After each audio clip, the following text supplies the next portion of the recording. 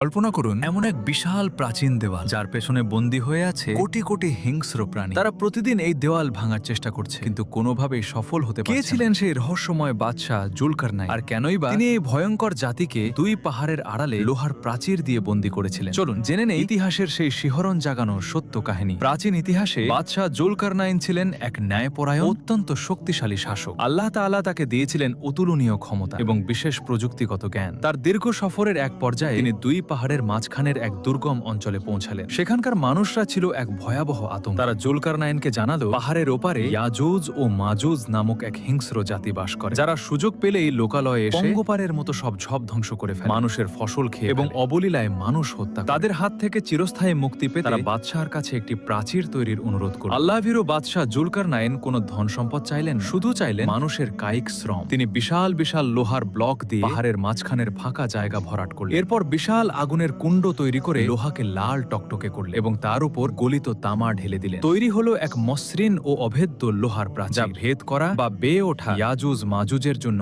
অসম্ভব। হাজার বছর ধরে ইয়াজুজ মাজুজ আজও প্রতিদিন সেই দেওয়াল খুঁড়ছে, কিন্তু তারা ইনশাআল্লাহ বলতে ভুলে যায় বলে সারাদিন খোঁড়ার পরও রাতে দেওয়ালটি আবার আগের মতো মজবুত হয়ে যায়। কিয়ামতের আগে যেদিন আল্লাহ ইচ্ছা করবেন সেদিন তারা ইনশাআল্লাহ বলবে, আর মুহূর্তেই দেওয়ালটি ভেঙে পড়বে। তারা পঙ্গপালের মতো বেরিয়ে এসে পৃথিবীর সমস্ত পানি ও ফসল সব শেষ করে ফেলবে। কোনো শক্তিশালী অস্ত্র না, বরং হযরত ঈসা আলাইহিস সালামের দোয়ায় আল্লাহ নাগফ নামক এক অতি ক্ষুদ্র পোকা পাঠাবেন, আর এই ক্ষুদ্র পোকার আঘাতে এক রাতের মধ্যে ধ্বংস হবে ইতিহাসের সবচেয়ে শক্তিশালী ও ভয়ঙ্কর এই জাতি। এটি কোনো রূপকথা নয়, বরং কিয়ামতের অবধারিত সত্য আলামত। আল্লাহ আমাদের ঈমানকে মজবুত করার তৌফিক দিন, আমিন।